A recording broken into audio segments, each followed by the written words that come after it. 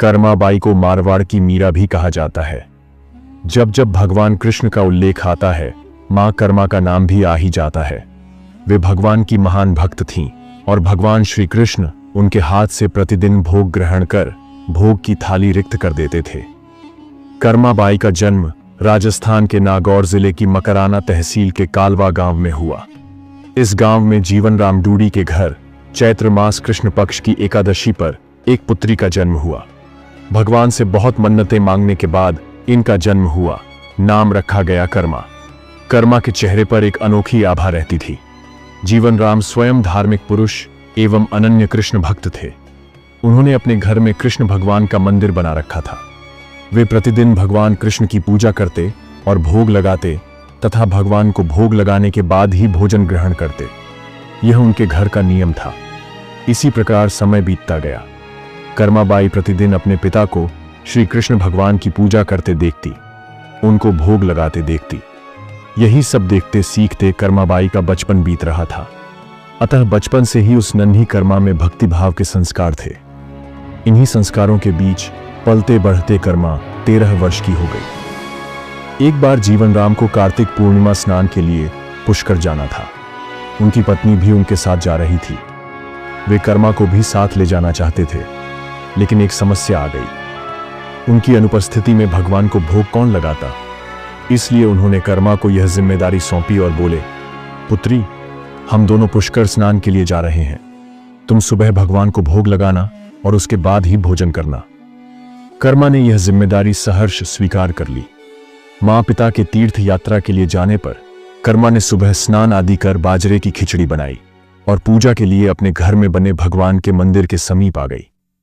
भोग की थाल भगवान के सामने रखकर हाथ जोड़कर बोली, हे प्रभु, भूख लगे तो भोग लगा हुआ है, आप भोग ग्रहण कर लेना। तब तक मैं घर के और काम कर लेती हूं। इसके बाद कर्मा घर के काम में जुट गई। बीच बीच में वह थाली देखने आती, लेकिन भगवान श्री कृष्ण ने खिचड़ी का भोग ग्रहण नहीं किया। बहुत समय होने के बाद भी जब भगवान जी ने भोग ग्रहण नहीं किया तो कर्मा को चिंता हुई। उसने सोचा, क्या पता भगवान को खिचड़ी में स्वाद ही ना आ रहा हो, इसलिए वे भोग ग्रहण नहीं कर रहे। इसमें घी या गुड़ की कमी रह गई होगी। फिर जाकर उसने खिचड़ी में गुड़ व घी मिलाया और वहीं बैठ गई। लेकिन भगवान ने फिर भी भोग ग्रहण नहीं किया। तब मायूस होकर कर्मा ने कहा, हे प्रभु, आप भोग ग्रहण कर लीजिए। माँ बापू पुष्कर नहाने गए हैं।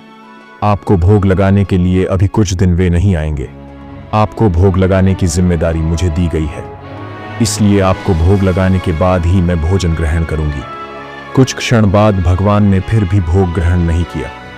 फिर कर्माबाई भगवान श्री कृष्ण से शिकायत करते हुए बोली, माँ पिताजी, जब आपको भोग लगाते हैं तब तो आप भोग ग्रहण कर लेते हैं, फिर आज क्यों भूखे बैठे हैं? इतनी देर हो गई है, खुद भी भूखे बैठे हैं और मुझे भी भूखा रखा है। यह सब बोलकर कर्माबाई भगवान के भोग ग्रहण करने की प्रतीक्षा करने लगी।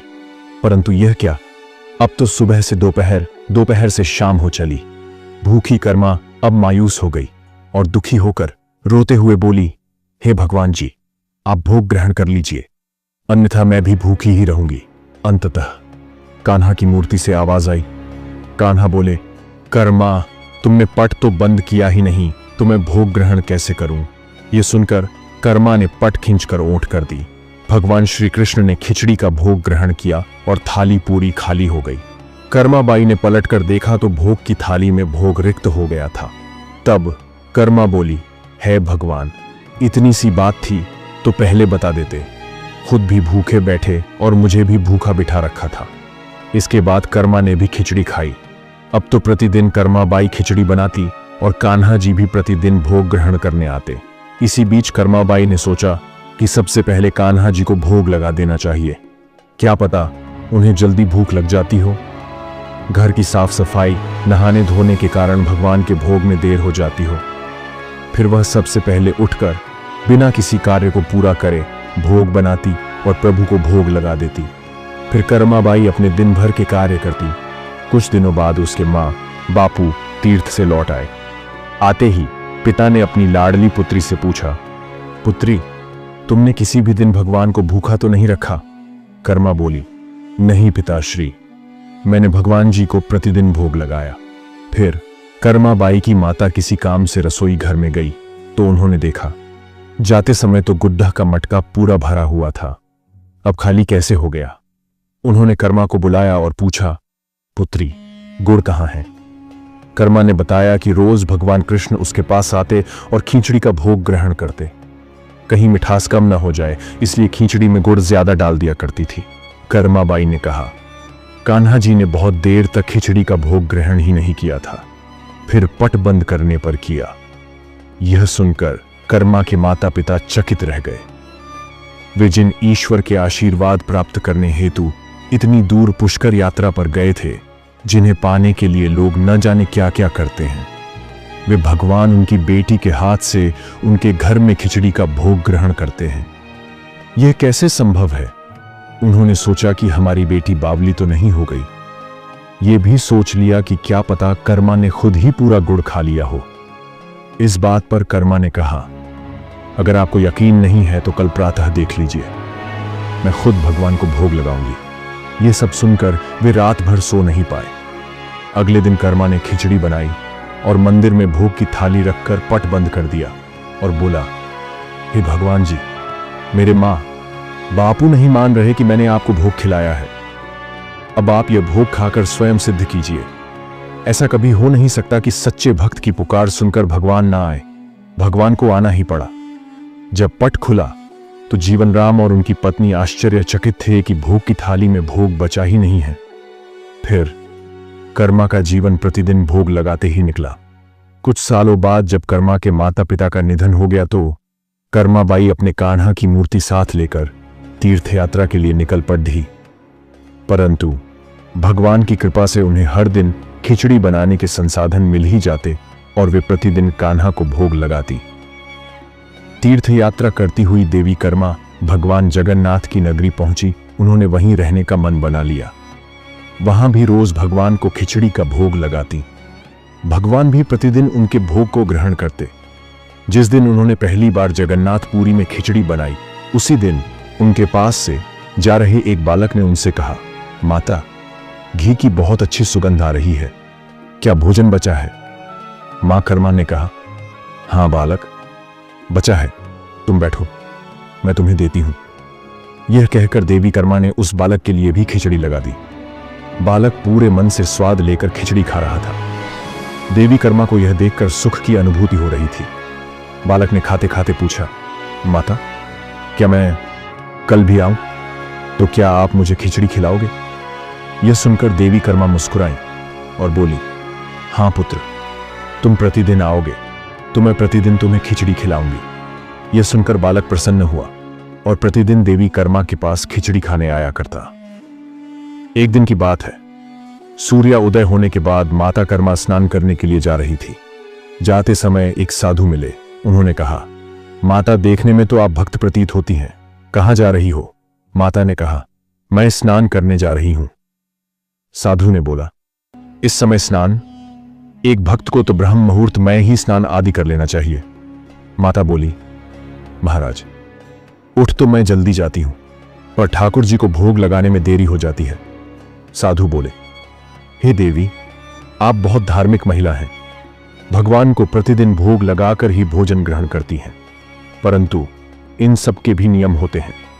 आपको बिना नहाए ऐसा नहीं करना चाहिए।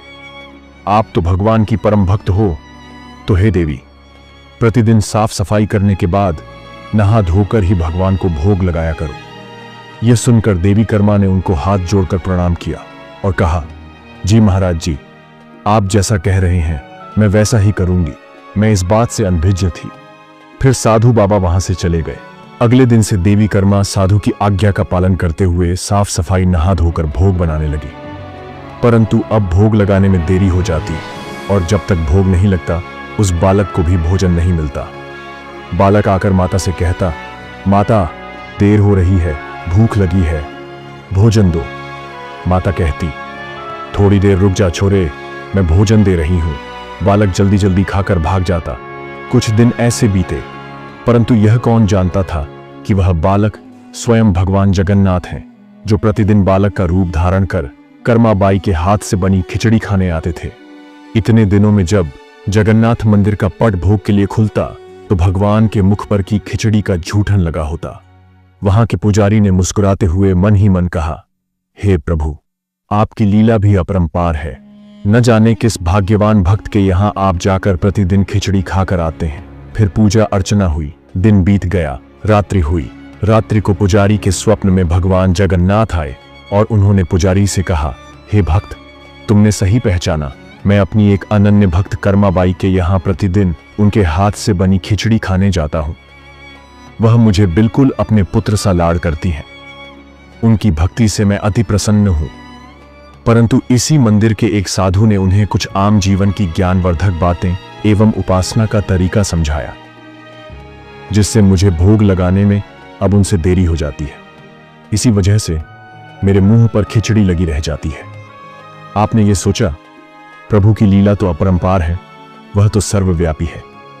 एक ही समय अलग अलग स्थान पर हो सकते हैं, परंतु मुख पर खिचड़ी लगाने की लीला उन्होंने इसलिए रची ताकि पुजारी के मन में यह प्रश्न उठे। उस प्रश्न के निवारण में प्रभु पुजारी जी को यह बता सकें कि आम जीवन में हम अपने ज्ञान को जब दूसरे को बताते हैं तो वह सदैव ज्ञान के लिए होना चाहिए, न कि भक्ति के भाव को बदलने के लिए। क्योंकि सांसारिक जीवन के लिए ज्ञान आवश्यक है, ज्ञान महत्वपूर्ण है, परंतु जहां भक्ति होती है वहां ज्ञान का कोई काम नहीं है। भक्ति में भक्त अपने प्रभु के प्रेम में डूबा रहता है। उपासना के कई तरीके हैं, जितने भक्त उपासना के उतने ही तरीके। जब ईश्वर ने ही उपासना के तरीकों पर प्रश्न नहीं उठाया तो किसी को भी किसी और की भक्ति पर प्रश्न नहीं उठाना चाहिए। जो महिला प्रभु को बिना नहाए खाना देती है, उसका भाव सिर्फ इतना था कि मेरे प्रभु को जल्दी खाना मिल जाए, वह भूखे ना रह जाए, और यह प्रेम भाव प्रभु के लिए हर नियम से ऊपर था। इन बातों को सुनकर पुजारी जी ने साधु बाबा को बुलवाकर यह बात कही। साधु बाबा को भी अपनी गलती का एहसास हुआ कि वह भगवान और भक्त के बीच में आ रहे थे, और उन्होंने बिना समय गवाए माता कर्मा के पास जाकर कहा कि हे देवी, आप जैसे प्रभु को पहले भोग लगाती थी वैसे ही लगाइए। मैं आपकी भक्ति नहीं समझ पाया, इसलिए मुझे क्षमा करें। देवी कर्मा ने कहा, जी ठीक है, मैं कल से फिर से उसी समय पर वैसे ही भोग लगाऊंगी। माता कर्मा ने फिर उसी तरीके से भोग लगाना शुरू कर दिया और भगवान के मुख पर खिचड़े का जूठन अब नहीं लगा रहता। ऐसे ही कई वर्ष बीत गए। एक दिन पुजारी ने देखा भगवान जगन्नाथ की आंखों से आंसू बह रहे हैं और वह भोग ग्रहण नहीं कर रहे। तब उन्होंने मन ही मन भगवान से पूछा, हे प्रभु, ऐसा कौन सा अपराध हुआ हमसे कि आपने भोग ग्रहण नहीं किया और आपकी आंखों से आंसू भी बह रहे हैं? प्रभु, यदि हमसे कोई अपराध हुआ है तो हमें क्षमा करें और भोग ग्रहण करें। आपके भक्तजन प्रसाद के लिए प्रतीक्षा कर रहे हैं। फिर क्या था, भक्त वत्सल प्रभु ने प्रसाद ग्रहण कर लिया। फिर स्वप्न में भगवान बोले, पुजारी जी, आज मेरी मां कर्माबाई इस लोक को छोड़कर मेरे निज लोक को विदा हो गई है। अब मुझे कौन खिचड़ी बना के खिलाएगा? कौन मुझे अपने बेटे की तरह लाड़ करेगा? अगले दिन पुजारी ने कहा, प्रभु, मां की कमी को तो कोई भी पूरा नहीं कर सकता, परंतु माता कर्मा द्वारा प्रतिदिन आपको लगाया जाने वाला खिचड़ी का यह भोग उन 56 भोगों से सर्वप्रथम पहले दिया जाएगा। यह प्रथा अनंत काल तक चलती रहेगी। इस तरह आज भी जगन्नाथ भगवान को खिचड़ी का भोग सबसे पहले लगाया जाता है। उसी दिन से भगवान जगन्नाथ के भोग में कर्माबाई की खिचड़ी भी चढ़ने लगी। यह थी भक्त कर्माबाई की कथा और उनके खिचड़ी से जुड़ी प्रभु की लीला। ऐसी ही सनातन धर्म से जुड़ी प्रेरणादायक कथाओं को जानने के लिए हमारे साथ जुड़े रहिए। जय जगन्नाथ।